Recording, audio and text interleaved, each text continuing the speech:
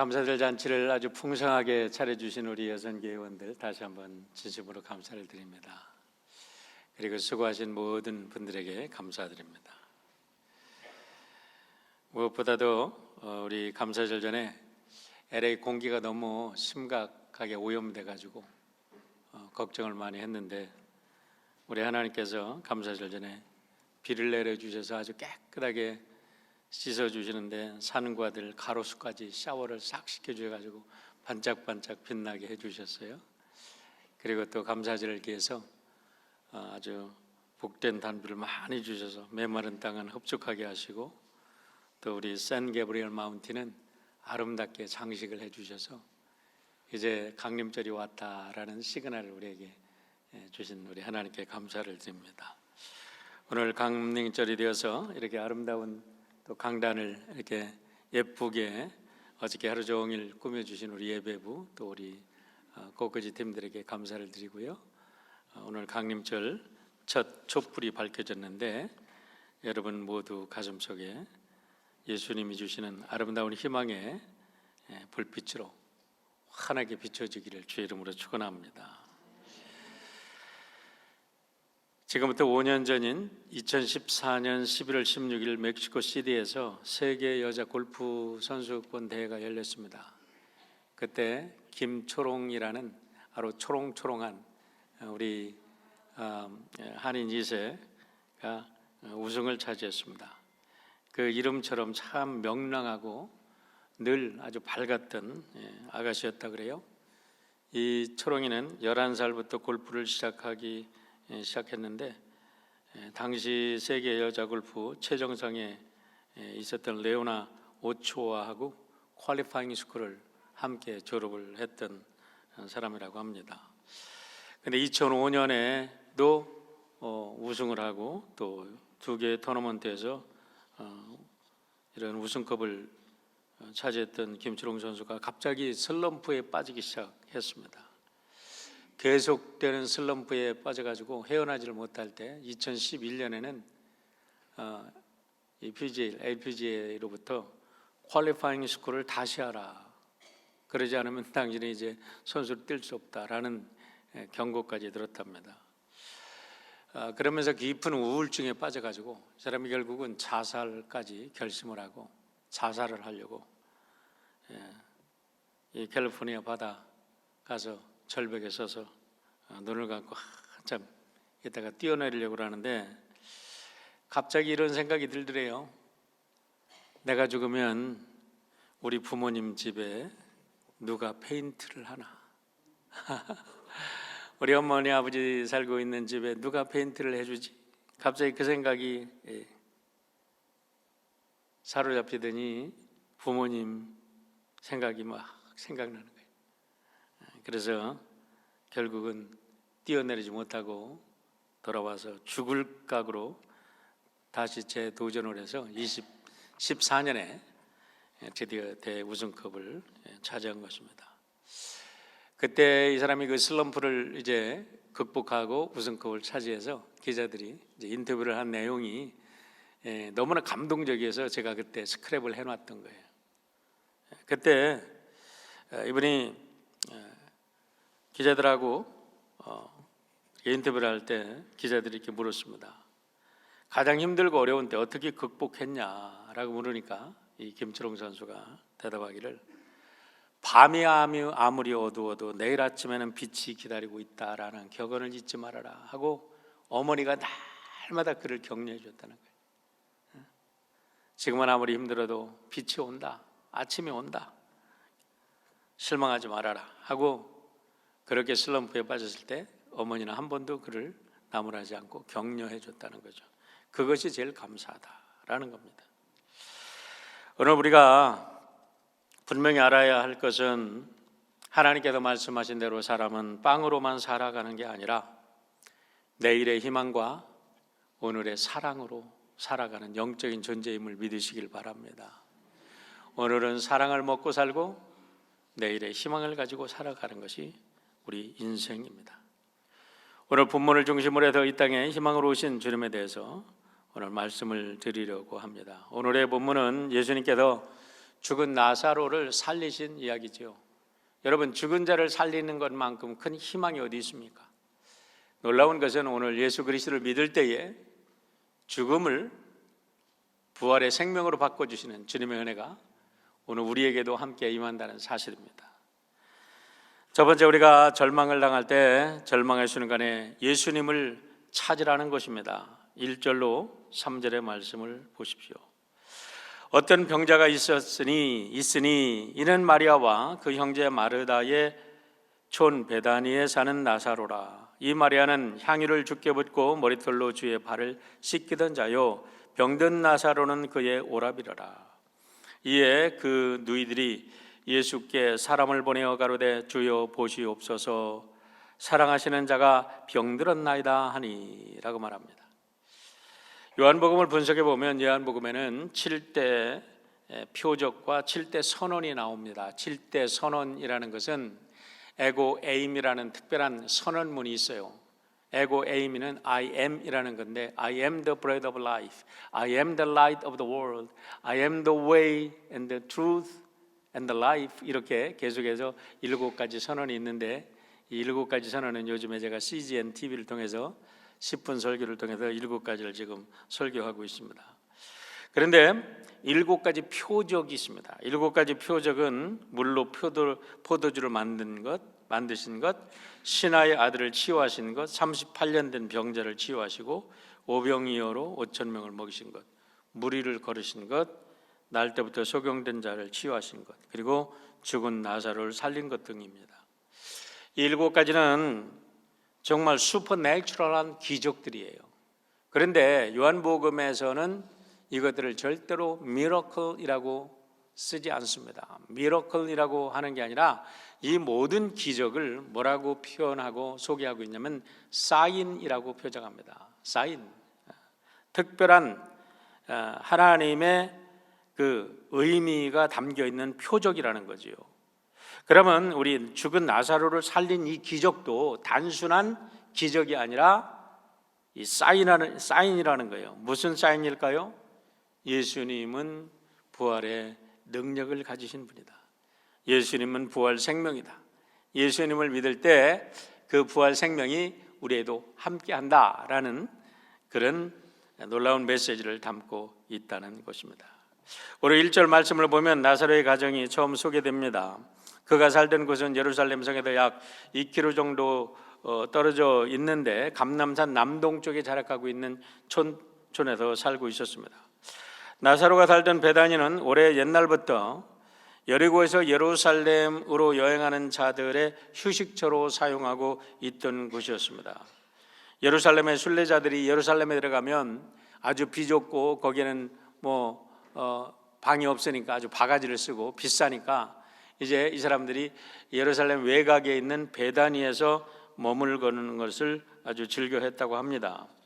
그러니까 우리 예수님께서도 제자들을 데리고 예루살렘에 오를 때마다 항상 베다니에 머물렀던 것을 우리가 알게 됩니다. 그런데 베다니에 머물 때마다 한 가족을 발견했는데 그것이 바로 나사로의 가족이라는 거죠. 그의 누이 동생들이 둘이 있는데 하나는 마르다, 하나는 마리아였습니다. 몇 번 이게 들리면서 그들이 얼마나 친절하게 해줬는지 우리 예수님께서 그들을 참 사랑했다고 성경은 이야기합니다. 요한복음 11장 11절에도 이렇게 말씀합니다. 이 말씀을 하신 후 또 가라사대 우리 친구 나사로가 잠들었도다.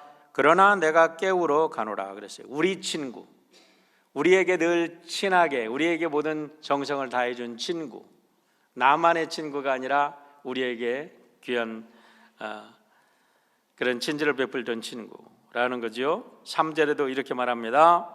그의 누이들이 예수께 사람을 보내어 가로되 주여 보시옵소서, 주께서 사랑하시는 자가 병들었나이다.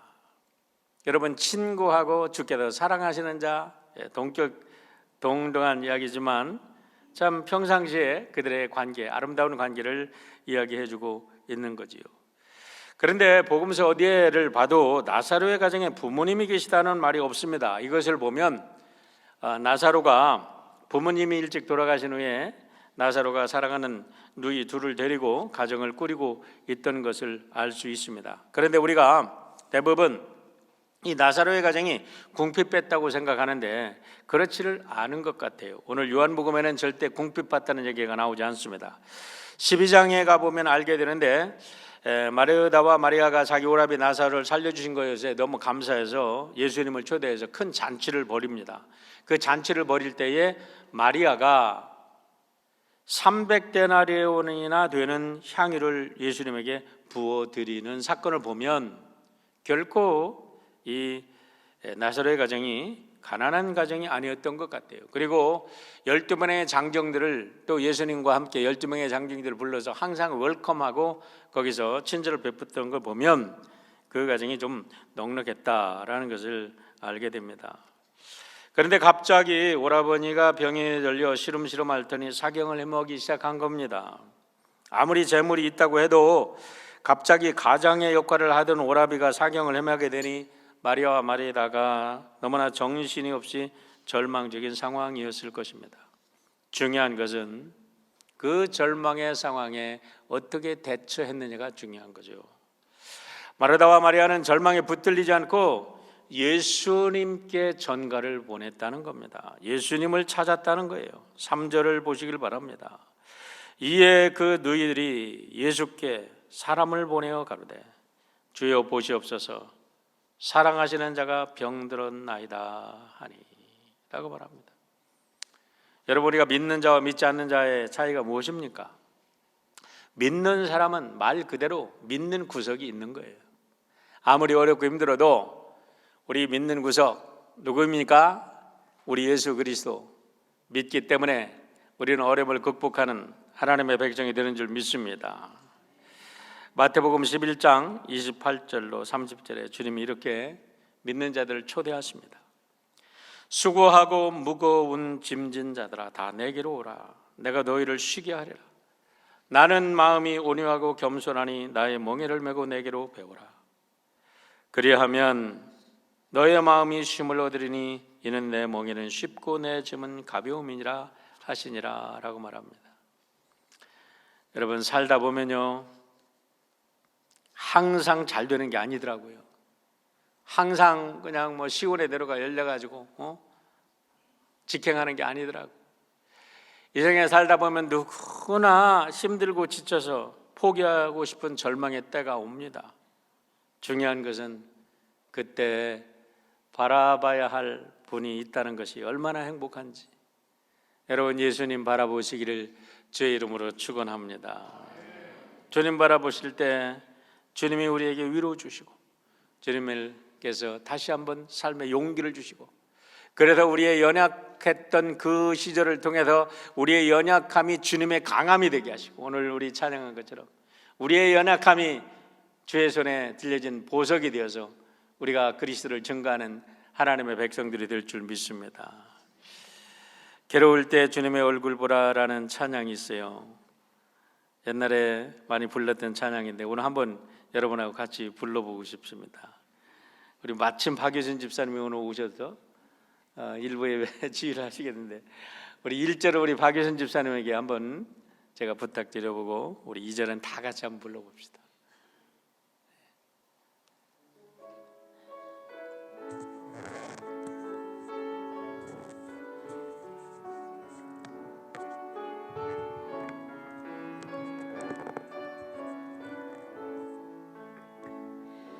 괴로울 때 주님의 얼굴 보라 평화의 주님 바라보아라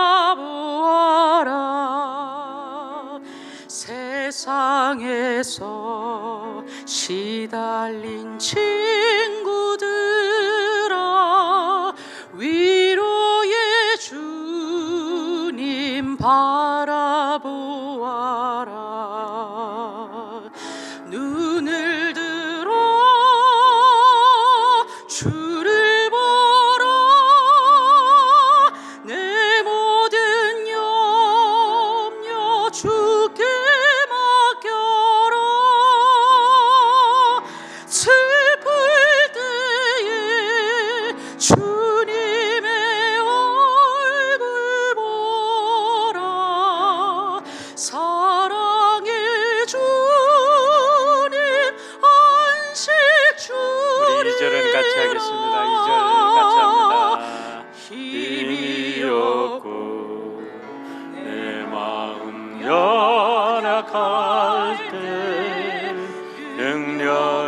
주님 바라보아라. 이름 부르는 모든 자를 힘주시며 늘 지켜주시리. 눈을 들어 주를 보라. 내 모든 염려 주께 맡겨라. 슬플 때에 주님의 얼굴 보라. 사랑의 주님 눈을 들어 주를 보라. 눈을 들어 주를 보라. 내 모든 염려 주께 맡겨라. 슬플 때에 주님의 얼굴 보라. 사랑의 주님 안식 주리라.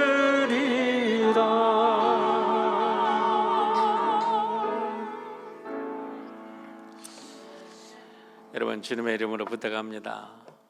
잘 될 때에 늘 겸손하시길 바랍니다. 그러나 안 되고 힘들 때에 절대로 절망하지 말고 주님 바라보시는 여러분 되시기를 축원합니다. 우리 주님 붙들어 주시고 승리 주십니다. 두 번째는 예수 안에서 절대 절망은 절대 희망으로 바뀐다는 사실을 믿으시길 바랍니다. 오늘 4절과 11절의 말씀 읽겠습니다. 예수께서 들으시고 이르시되 이 병은 죽을 병이 아니니라. 하나님의 영광을 위함이요 하나님의 아들이 이로 말미암아 영광을 받게 하려 함이라 하시더라. 이 말씀을 하신 후 또 이르시되 우리 친구 나사로가 잠들었도다. 그러나 내가 깨우러 가노라 말씀하셨습니다. 여러분, 죽음은 우리의 모든 것을 무로 돌려버리는 가장 무서운 절망입니다. 그래도 실존주의 철학자 선구자로 알려진 키엘케가르는 이렇게 말합니다. 절망은 죽음에 이르는 병이라고 말을 합니다.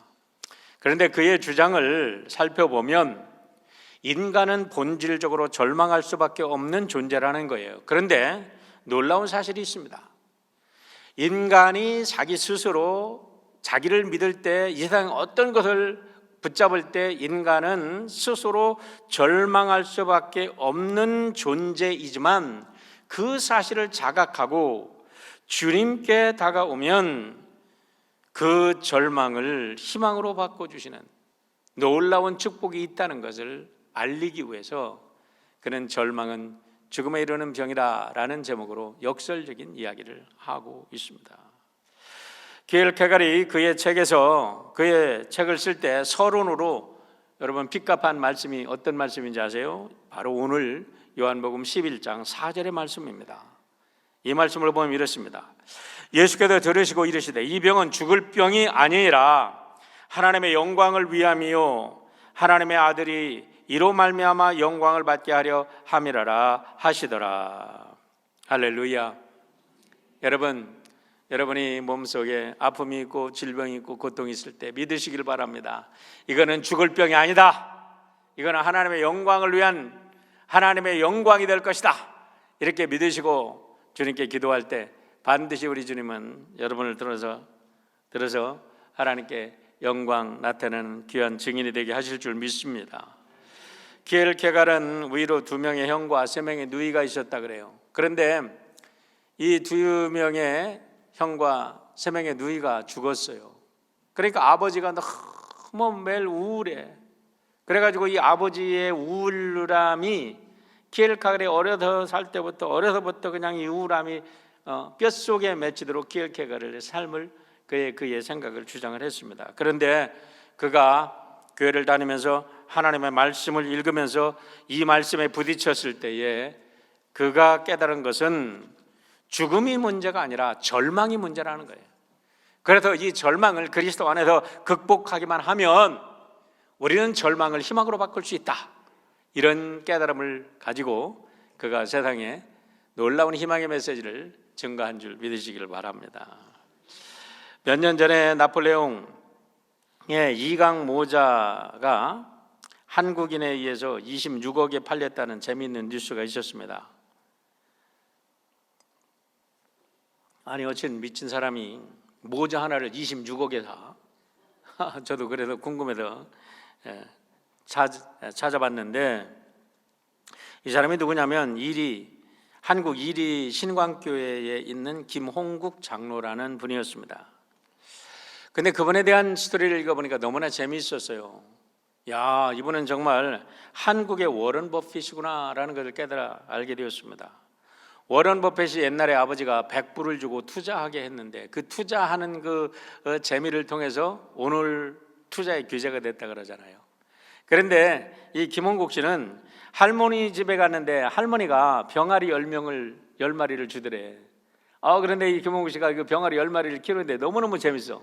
그래서 이 병아리 10마리를 키워가지고 팔았더니 그 값이 350%의 그 수익금을 얻었어요. 그러다 이제 또 병아리를 키우고 그러다가 여기에서 돈을 얻어가지고 돼지를 키우고 이래가지고 이 어린아이가 사업에 눈을 뜬 겁니다. 중학교 3학년 때에 이제 고등학교를 보내려고 하는데 엄마 아빠는 인문계 가라는 거죠. 그런데 얘는 벌써 사업에 눈을 떠서 나는 농업고등학교로 간다는 걸 막 우긴 거야. 그러니까 하도 인문계 고등학교를 가라니까 가출해버렸어요. 그러니까 할 수 없이 그럼 네가 가라는데 가라 해가지고 얘가 농업고등학교를 가가지고 직접 농사도 짓고 직접 이런 가축들을 기르면서 고등학생이 사업자 등록까지 내가지고 사업을 시작했어요. 그래서 걔가 수업을 할 때는 이 10대 사장 결제를 받으려고 직원들 여러 명들이 그 복도를 왔다 갔다 하면서 쉬는 시간을 기다렸답니다. 그래가지고 고등학교를 졸업할 때는 얘가 4천만 원의 자산을 가진 자산가가 됐는데 그때의 집안채 값이 300만 원이었대요. 그게 얼마나 대단한 신고입니까? 그런데요, 2019년 오늘 현재입니다.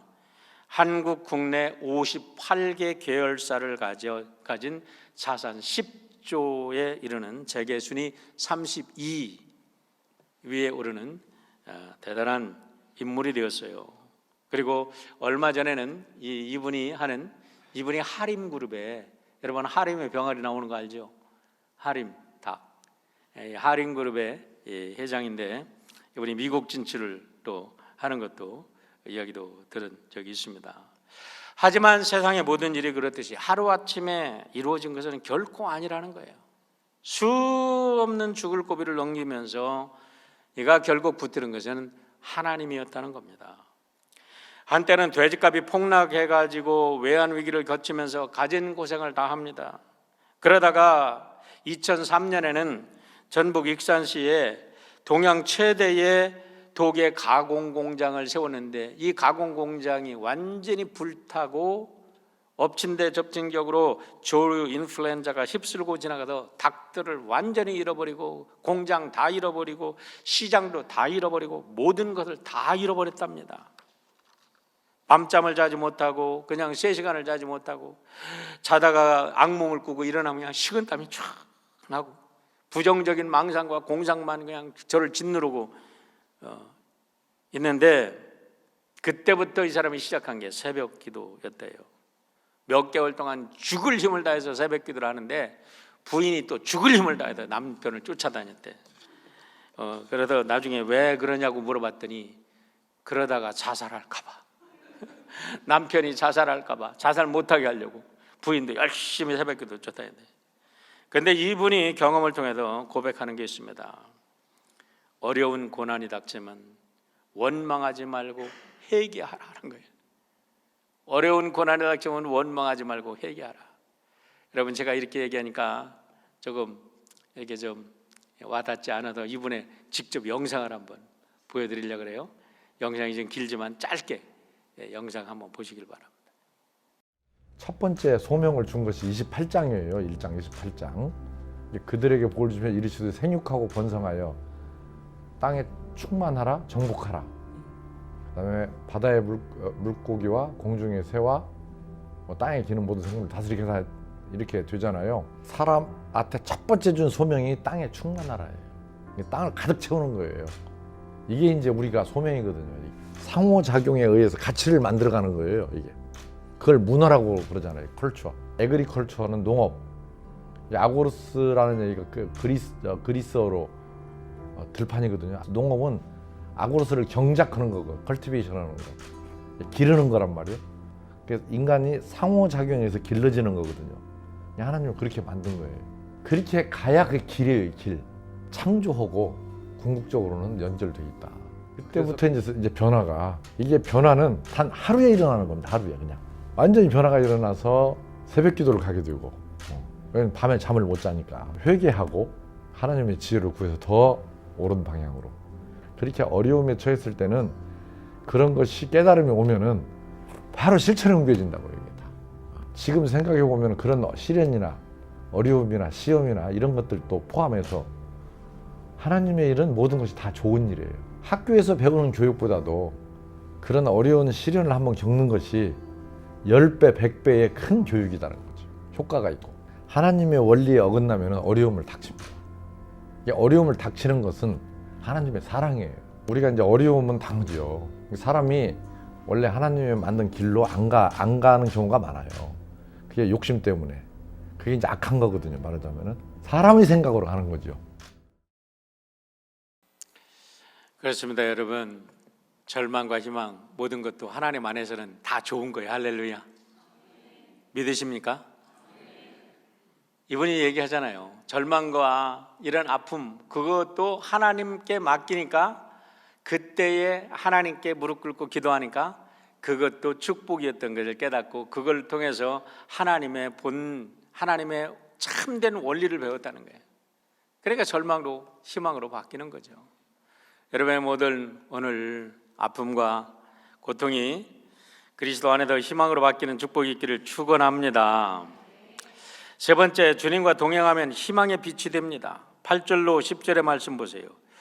그 후에 제자들에게 이르시되 유대로 다시 가자 하시니 제자들이 말하되 랍비여, 방금도 유대인들이 돌로 치려 하였는데 또 그리로 가시려 하나이까. 예수께서 대답하시되 낮이 12시간이 아니냐. 사람이 낮에 다니면 이 세상의 빛을 보므로 실족하지 아니하고 밤에 다니면 빛이 그 사람의 없는 고로 실족하느니라. 여러분, 빛이 누굽니까? 우리는 예수 그리스도를 빛으로 믿지요. 할렐루야. 예수님이 빛이십니다. 그러니까 빛 안에 예수님과 동행하면 실족하지 않은 것을 믿으시기를 바랍니다. 우리 주님께서 빛이시기 때문에 반드시 우리를 실족하지 아니하고 우리를 들어서 이 땅에 또 다른 빛을 증거하는 하나님의 백성들로 만들어 주시는 줄 믿습니다. 이 시간엔 이 땅에서 나 혼자 잘 먹고 잘 사는 것으로 끝나는 게 아니라 그 나의 축복이 이웃의 축복이 되고, 나의 축복이 하나님의 영광이 되고, 나의 축복이 이 땅의 축복으로 흘러나가는 축복의 통로가 되는 진정한 복받는 하나님의 백성들이 되시기를 바랍니다. 주전 168년 시리아의 안티오코스 에피파네스 4세가 예루살렘 수룹바벨 성전에서 제우스 신에게 제사를 드렸습니다. 그때까지는 이 헤롯 대왕이 새로 제3성전을 건립하기 전입니다. 그 수룹바벨이 건설한 그 성전이었는데, 거기다가 아주 이스라엘 사람들이 제일 싫어하는 돼지고기, 돼지 머리를 가지고 제사를 지내고 이스라엘 사람들에게 우상하게 절하고 돼지고기를 먹이라고 억지로 그가 그렇게 이스라엘 나중에 사상과 이스라엘의 영적인 것을 절멸시키려고 이런 악독한 일을 저질렀습니다. 그러자 제사장인 마타티아스가 이렇게 해서는 안 된다 하면서 그것을 집전하는 그 관리들을 다 죽여버리고 자기 아들들 그리고 유다 마카비를 데리고서 그 군대들과 싸워서 승리를 합니다. 그리고서 예루살렘이 정복되었던 그 예루살렘을 탈취하는 대성공을 거두었어요. 그런데 이 예루살렘에 들어가 보니까 예루살렘이 이미 너무나 폐허가 되었고 하나님의 성전에 불을 켤 수가 없어. 이스라엘 사람들에게 있어서 하나님의 성전에 불을 킨다는 것은 여러분 굉장한 것이거든요. 그들의 삶이 살아났고 그들의 영혼이 살아나고 그들의 혼이 살아나는 상징이거든. 그런데 먼저 들어가서 하나님의 성전에 불을 켰는데 그 성전에 불을 킨 것이 하루, 올리브 오일이 하루치밖에는 킬 수밖에 없는 기름이밖에 안 남았더래요. 그래서 하루를 켰는데 놀랍게도 새로운 이제 기름을 얻으려면 8일이 걸린답니다. 그런데요, 놀랍게 하루치 기름이 8일 동안 탔답니다. 그래서 이걸 기념해서 그때부터 이스라엘 사람들에게는 하누카라는 명절이 세워졌어요. 저희들이 우리가 여기 LA에 가면 거기 유대인 촌이 있죠. 거기 가면 하누카라는 명절을 지내고 거기 가면은 그 유대인 학교들은 하누카에 다 쉽니다. 우리도 크리스마스 때보다 그 사람들이 더 큰 시험 쉬는데 퍼블릭 스쿨까지 쉬어요. 이 사람들이 얼마나 대단한 사람들인지 모릅니다. 그래서 이 한번 불 좀 보여줄래요? 하누카 때 이게 키는 불이 이렇게 생겼는데 거기 망치들이 2개 있잖아요. 그 유다 마카비가 혁명을 일으켜서 망치, 이 사람의 이름이 망치거든. 유다 마카비 망치야. 그 상징이고 이 불을 이렇게 8개를 켜는데 중앙에 있는 불은 중앙이 아니라 뒤쪽이든지 아니면 앞쪽이든지 이렇게 위로 아니면 밑으로 이렇게 불을 넣는데 요 불을 가지고 다른 불을 켜는 거예요. 다른 불을 켜면서 이 하누카라고 여러분들이 치면 참 은혜로운 기도들을 합니다. 이들이 그냥 불을 켜는 게 아니에요. 불을 하나하나 켤 때에 하나님 앞에 간절히 기도하면서 불을 켜요. 그리고 아이들한테 그걸 가르칩니다. 그리고 이 불을 켜서 어디다 두냐면 창문에다 두는 거예요. 그러면서 모든 사람들이 희망을 갖도록, 그리고 다른 사람들을 위해서 불을 밝힌다는 의미로 하누카에 불을 킵니다. 그런데 유대인들이 얼마나 대단한지 1979년부터 미국 대통령들을 초대해가지고 이 하누카 불을 켜게 했고, 이제는 2001년부터는 아예 백악관에서 하누카 불을 밝히는 대통령 셀러브레이션 축제가 매년 열리고 있습니다. 그리고 영국에서는 웨스트민스터 사원에서 이 하누카 불을 켜는 행사를 매년 하고 있다는 사실이에요. 여러분, 여기서 우리가 알아야 될 건 뭡니까? 역사의 가장 깊은 절망에 이 땅에 예수 그리스도께서 희망의 빛으로 오셨다는 사실을 믿으시기를 축원합니다. 예수께서 대답하시되 낮이 12시간이 아니냐? 사람이 낮에 다니면 이 세상의 빛을 보므로 실족하지 아니하고 밤에 다니면 빛이 그 사람 안에 없는 거로 실족하니라. 빛에 다닌다는 게 무엇입니까? 거듭된 세상과 짝하지 말고 빛 대신 예수님과 동행하는 삶을 살라고 말씀을 하시는 겁니다. 앞에서 말씀하신 김은국 장로님의 성공 비결, 그가 늘 주장하는 것은 뭐냐? 그는 가장 든든한 백이 뭐냐? 법과 원칙이라는 거예요. 법과 원칙을 지키는 게 돌아가는 것보다 훨씬 빠른 지름길이었다 라고 고백하면서 그 법과 원칙은 바로 예수 그리스도의 진리를 따르는 것이다. 예수님 안에 사업도 성공하는 길이 있는 줄 믿으시길 바랍니다. 예수님만 따라가서 여러분들이 이 땅에 희망의 빛이 되시기를 축원합니다. 기도합니다.